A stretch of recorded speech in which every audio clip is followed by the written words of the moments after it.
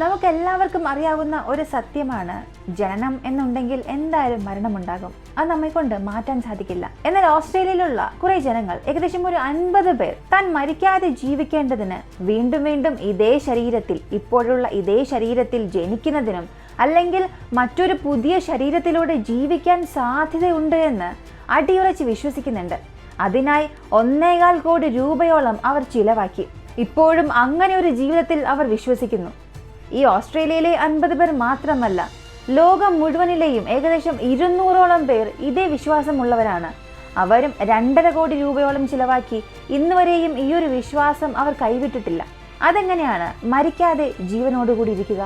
വീണ്ടും വീണ്ടും അതേ ശരീരത്തിൽ എങ്ങനെ ജീവിക്കാനാകും? അല്ലെങ്കിൽ മറ്റൊരു ശരീരത്തിൽ അതേ ഓർമ്മകളോടുകൂടി എങ്ങനെ ജീവിക്കാനാകും? ഇത് പുനർജന്മമാണോ അല്ലെങ്കിൽ മന്ത്രവാദമാണോ, മാജിക് ആണോ എന്ന് ചോദിച്ചാൽ ഇവരൊക്കെ ഈ മന്ത്രവാദം, മാജിക്കിൽ വിശ്വസിക്കുന്നവരൊന്നുമല്ല. സയൻസിൽ വിശ്വസിക്കുന്നവരാണ്, ശാസ്ത്രത്തിൽ വിശ്വസിക്കുന്നവരാണ്. തീർച്ചയായും ഒരു കാലത്ത് ശാസ്ത്രം മരണത്തെ തന്നെ ഒരു രോഗമായി ട്രീറ്റ് ചെയ്യും. ഒരു കാലത്ത് ആവറേജ് ഡെത്ത് റേറ്റ് 35 വയസ്സായിരുന്ന മനുഷ്യനെ എങ്ങനെയാണോ ശാസ്ത്രം 60 വയസ്സാക്കി മാറ്റിയത്, മനുഷ്യന്റെ മരണത്തെ എങ്ങനെയാണോ നീട്ടിക്കൊണ്ടുപോയത്, അതുപോലെ മരണത്തെ ഒരു രോഗമായി ശാസ്ത്രം മാറ്റും. ആ ഒരു രോഗത്തെ സുഖപ്പെടുത്തുകയും ചെയ്യും.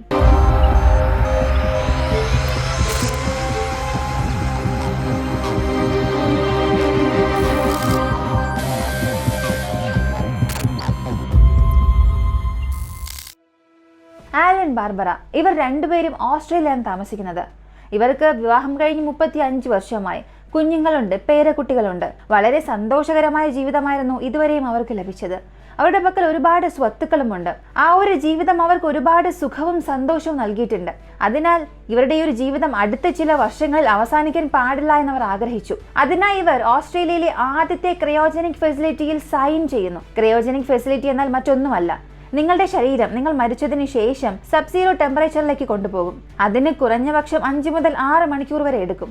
നിങ്ങളുടെ ശരീരം കൂളായതിനു ശേഷം ആ ശരീരത്തെ വലിയൊരു ടാങ്കിനുള്ളിലേക്ക് ഇടും. ആ ശരീരം അഴുകാതെ അങ്ങനെ പല 100 വർഷം ആ ടാങ്കിനുള്ളിൽ ഉണ്ടാകും. ഒരു ടാങ്കിൽ ഒരു 3-4 ബോഡീസ് വയ്ക്കാൻ സാധിക്കുമെന്ന് പറയുന്നു. ഇത് കൂടാതെ നിങ്ങളുടെ ശരീരത്തിലുള്ള രക്തത്തെ പുറത്തേക്കെടുത്ത് ക്രയോപർഫസി എന്ന എക്സ്പെരിമെന്റൽ കെമിക്കൽ ഉണ്ട്, അങ്ങനെ ഒരു കെമിക്കലാക്കി മാറ്റും.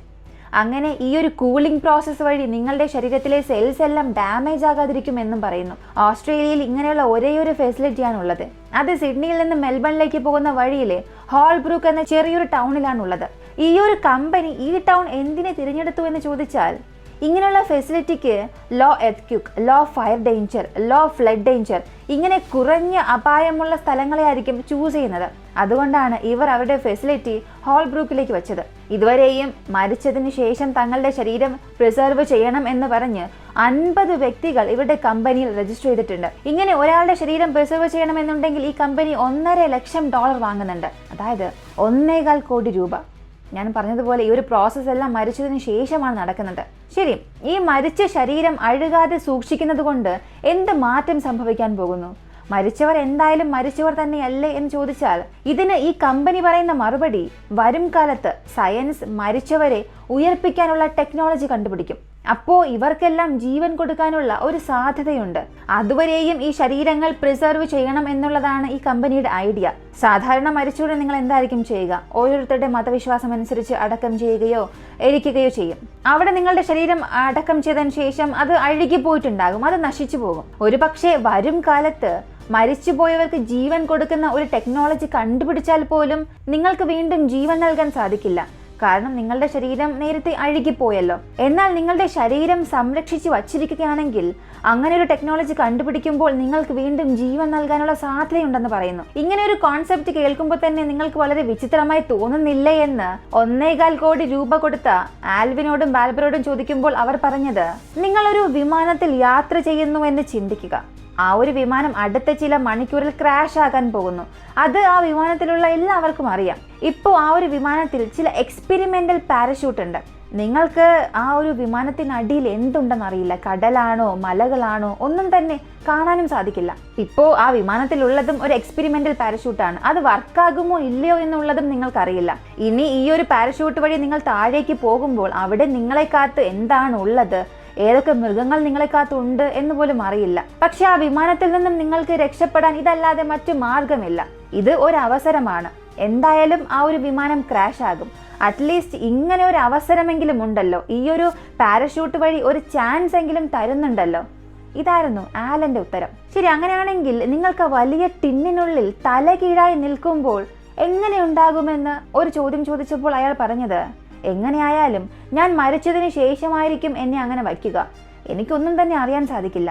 ഈ ഒരു ടെക്നോളജി വരാൻ 70 അല്ലെങ്കിൽ 100 വർഷമാകാം, അല്ലെങ്കിൽ 200-300 വർഷം വരെ ആകാം. ഒരുപക്ഷെ ഈ ടെക്നോളജി വന്ന് ഞാൻ വീണ്ടും ജീവനോടുകൂടി വരികയാണെങ്കിൽ ഞാൻ ഒന്ന് ഉറക്കം എഴുന്നേറ്റതുപോലെ മാത്രമേ എനിക്ക് തോന്നുകയുള്ളൂ.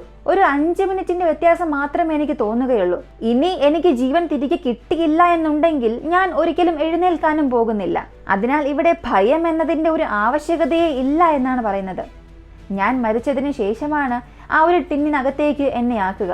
അതുകൊണ്ട് നഷ്ടപ്പെടാനും ഒന്നും തന്നെ ഇല്ല എന്ന് പറയുന്നു. സത്യം പറഞ്ഞാൽ ഈ 100-200 കോടി രൂപയോളം ഉള്ളവർക്ക് 1.5-1.5 കോടി രൂപ എന്നുള്ളത് ഒന്നുമല്ല. അങ്ങനെ കോടിക്കണക്കിന് പണമുള്ളവർ ഈ ഒരു സയൻസ് എക്സ്പെരിമെന്റ് ഒരു അവസരമായി കാണുന്നു. അങ്ങനെ ഈ കമ്പനീസിനെ ആശ്രയിക്കുകയാണ്. പറഞ്ഞു വന്നാൽ വയസ്സായവർ മാത്രമല്ല ഈ കമ്പനി ആശ്രയിച്ചത്. കിം സ്വാസി 23 വയസ്സുള്ള ഒരു പെൺകുട്ടി. അവളൊരു ന്യൂറോ സയൻസ് സ്റ്റുഡൻ്റ് ആണ്. 23 വയസ്സായപ്പോൾ അവർക്ക് ബ്രെയിൻ ക്യാൻസർ ഉള്ളത് കണ്ടെത്തി. അവളെ ചികിത്സിച്ച ഡോക്ടേഴ്സ് അടുത്ത 2 വർഷത്തിൽ അവൾ മരിക്കുമെന്നും പറയുന്നു.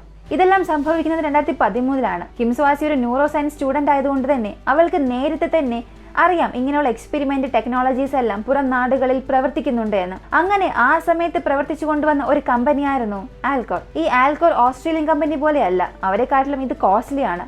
ഇവർ 2.5 കോടി രൂപയാണ് ഒരു ശരീരം റിസർവ് ചെയ്യാൻ ചോദിക്കുന്നത്. കിം സ്വാസിയുടെ കയ്യിൽ ഇപ്പോൾ അത്ര പണമൊന്നുമില്ല. അവൾ ചെയ്തത് അവളുടെ ഈ കഥ ഓൺലൈനിലേക്ക് കൊണ്ടുപോയി. അവിടെ നിന്നും ഇങ്ങനെയുള്ള സ്പോൺസേഴ്സിനെ തിരയാൻ തുടങ്ങി. അങ്ങനെ അവൾ മരിക്കുന്ന സമയത്ത് അടുത്ത ചില മിനിറ്റിൽ മരിക്കും എന്ന ഒരു അവസ്ഥയുള്ളപ്പോൾ അവളുടെ ശരീരം അവളുടെ ബന്ധുക്കളും ബോയ് ഫ്രണ്ട്സും അവർ അവളുടെ ശരീരം ഇന്നും അഴുകാതെ സംരക്ഷിക്കുന്നുണ്ട്. ആൽക്കോർ കമ്പനി ഇതുപോലെ 200ഓളം ശരീരങ്ങളെ പ്രിസർവ് ചെയ്ത് വെച്ചിട്ടുണ്ട്. മനുഷ്യ ശരീരം മാത്രമല്ല, ചില സ്പീഷീസിനെയും അവർ ഇതുപോലെ സംരക്ഷിക്കുന്നുണ്ട്. ചില സമയങ്ങളിൽ മുഴുവൻ ശരീരവും സംരക്ഷിക്കാറില്ല, വെറും തലച്ചോറിനെ മാത്രം പ്രിസർവ് ചെയ്യും. ഇതിലൂടെ അവർ പറയുന്നത് വരും കാലത്തിൽ നമുക്ക് ഈ തലച്ചോറിനെ മറ്റൊരു ശരീരത്തിൽ കണക്ട് ചെയ്യുന്ന ടെക്നോളജി പോലും വരാം. അപ്പോൾ മറ്റൊരു ശരീരത്തിലേക്ക് ഈ തലച്ചോറിനെ വച്ചാൽ മതി, ഈ തലച്ചോറിന് മറ്റൊരു ശരീരം കിട്ടും എന്നാണ് പറഞ്ഞത്. അതുകൊണ്ടാണ് ഈ തലച്ചോറിനെ മാത്രം അഴുകാതെ ഒരു പെട്ടിക്കുള്ളിൽ വെച്ചിട്ടുണ്ട്. ഇവർ പറയുന്നത് ഈ ലോകത്തിൽ നിങ്ങൾ എവിടെയായിരുന്നാലും ഞങ്ങളുടെ ടീം നിങ്ങൾ മരിച്ച അടുത്ത 2 മണിക്കൂറിൽ നിങ്ങളുടെ സ്പോട്ടിൽ റീച്ച് ആകും. അതിനുശേഷം ഞങ്ങൾക്ക് ചില പ്രൊസീജിയർ ഉണ്ട്, അതെല്ലാം ചെയ്ത് നിങ്ങളുടെ ശരീരത്തെ പ്രിസർവ് ചെയ്യാൻ തുടങ്ങും എന്ന് പറയുന്നു. ഇത് വെറും ബിസിനസ് മാത്രമല്ല, ഇത് സയൻസിനായിട്ടുള്ള ഒരു കോൺട്രിബ്യൂഷൻ ആണെന്ന് പറയുന്നു. ചിന്തിച്ച് നോക്കുക, വലിയ രീതിയിലൊന്നുമല്ല, ചെറിയൊരു അളവിലാണെങ്കിൽ പോലും ഈ ഒരു എക്സ്പെരിമെന്റ് വർക്കായാൽ ആ എക്സ്പെരിമെന്റ് ഒരു ചരിത്രമായി മാറും. ആ ചരിത്രത്തിൽ നിങ്ങളുടെ പേരും ഇടം നേടും. ഇങ്ങനെയാണ് ആൽക്കോർ എന്ന കമ്പനിയുടെ ഉടമസ്ഥൻ പറയുന്നത്. ഇതെല്ലാം കേൾക്കുമ്പോൾ ഒരു സയൻസ് ഫിക്ഷൻ സിനിമ പോലെ തോന്നും. പക്ഷേ ഒരുപാട് സയന്റിസ്റ്റ്, ഒരുപാട് പ്രൊഫസേഴ്സ് ഇങ്ങനെയുള്ള കമ്പനികൾ പറയുന്നതെല്ലാം കള്ളമാണ്. ഈ കമ്പനികൾ സയൻസിന് കോൺട്രിബ്യൂട്ട് അല്ല ചെയ്യുന്നത്, ജനങ്ങളെ പറ്റിച്ച്, സമ്പന്നരെ പറ്റിച്ച് പണം സമ്പാദിക്കുകയാണ് ചെയ്യുന്നത്. ഉദാഹരണത്തിന് ക്വറ്റ് ഗോഹൻ, ഇയാളൊരു ന്യൂറോ സയൻസ് പ്രൊഫസറാണ്. ഇയാൾ ബ്രിട്ടന്റെ വളരെ പ്രധാനപ്പെട്ട കിംസ് കോളേജിൽ പ്രൊഫസറായി ജോലി ചെയ്യുന്നു. അയാൾ പറഞ്ഞത് ഇങ്ങനെയുള്ള കമ്പനികൾ സമ്പന്നരെ കൺവിൻസ് ചെയ്യുന്നത് തന്നെ IVF രീതി നിങ്ങൾക്ക് അറിയാമല്ലോ, അതിലൂടെ നിങ്ങളുടെ ജീവിത തന്മാത്രകളെല്ലാം നമുക്ക് സംരക്ഷിക്കാൻ സാധിക്കും. ഒരു സ്പേമിനെ ജീവനോടുകൂടി വെച്ചിരിക്കുന്ന ടെക്നോളജി ഉണ്ട് എന്നുണ്ടെങ്കിൽ നമുക്ക് എന്തുകൊണ്ട് മനുഷ്യനെ ജീവനോടുകൂടി വെച്ചിരിക്കുന്ന ടെക്നോളജി ഭാവിയിൽ കണ്ടുപിടിക്കാൻ സാധിക്കില്ല? തീർച്ചയായും അങ്ങനെ ഒരു സാധ്യത ഉണ്ടെന്ന് പറഞ്ഞാണ് ഈ സമ്പന്നരെ കൺവിൻസ് ചെയ്യുന്നത്. പക്ഷേ പ്രശ്നം എന്തെന്ന് ചോദിച്ചാൽ, ഒരു മനുഷ്യന്റെ ശരീരം എന്നത് ഒരു സ്പേം പോലെയോ ഒരു എഗ് പോലെയോ അത്ര സിമ്പിളായ കാര്യമല്ല. അതും മനുഷ്യന്റെ തലച്ചോറെന്നത് വളരെ കോംപ്ലക്സ് ആയ ഒന്നാണ്. നിങ്ങൾ മരിച്ചു കഴിഞ്ഞാൽ സയൻസ് അനുസരിച്ച് നിങ്ങളുടെ ഹൃദയമിടിപ്പിനെ വീണ്ടും പ്രവർത്തിപ്പിക്കാൻ സാധിക്കില്ല. അതാണ് മരണം. അങ്ങനെ നിങ്ങൾ മരിച്ചാൽ നിങ്ങളുടെ തലച്ചോറിലേക്ക് പോകുന്ന രക്തഓട്ടം അവസാനിക്കും. ആ തലച്ചോർ ആ സെക്കൻഡ് മുതൽ ഡാമേജ് ആകാൻ തുടങ്ങും. വീണ്ടും നിങ്ങളുടെ തലച്ചോറിനെ പഴയ ആ ഒരു അവസ്ഥയിലേക്ക് കൊണ്ടുവരുന്നത് അസാധ്യമായ കാര്യമാണ്. സത്യത്തിൽ ഇങ്ങനെയുള്ള കമ്പനികൾ സയൻസിന് കോൺട്രിബ്യൂട്ട് ചെയ്യുന്നു എന്നുണ്ടെങ്കിൽ അവർ ആദ്യം എക്സ്പെരിമെന്റ് ചെയ്യേണ്ടത് മനുഷ്യന്റെ മരിച്ച ശരീരത്തെ അല്ല, ചെറിയ ചെറിയ മൃഗങ്ങളെ ആയിരിക്കണം. ഉദാഹരണത്തിന് എലികളെ, മരിച്ച എലികളെ ഇതുപോലെ ജീവിപ്പിക്കാൻ സാധിക്കുമോ എന്നുള്ള ടെക്നോളജി കണ്ടുപിടിക്കണം. ആ എലികളുടെ ശരീരത്തെ എങ്ങനെ പ്രിസർവ് ചെയ്താൽ എങ്ങനെ ജീവൻ കൊടുക്കാൻ സാധിക്കും എന്നുള്ള കോൺസെപ്റ്റ് ആദ്യം അവർ മനസ്സിലാക്കണം. അതിനു മുൻപ് തന്നെ മനുഷ്യന്റെ ശരീരം പ്രിസർവ് ചെയ്യുന്നത് വഴി എന്താണ് കണ്ടെത്താൻ പോകുന്നത്? കാരണം തെറ്റായ രീതിയിൽ നമ്മൾ പ്രിസർവ് ചെയ്തേക്കാം. തെറ്റായ രീതിയിൽ പ്രിസർവ് ചെയ്തത് കൊണ്ട് തന്നെ ആ ഒരു ശരീരത്തിന് ജീവൻ കിട്ടാതെ ആകാം എന്നുള്ളതാണ് ഇദ്ദേഹത്തിന്റെ വാദം. അതിനാൽ ആദ്യം ചെറിയ ചെറിയ ജീവനുകൾ ഈ ഒരു ടെക്നോളജിയിലൂടെ ട്രൈ ചെയ്ത് സക്സസ് ആകാത്തത് വരെയും ഇത് വെറും സ്കാം മാത്രമാണ് എന്നാണ് പറയുന്നത്.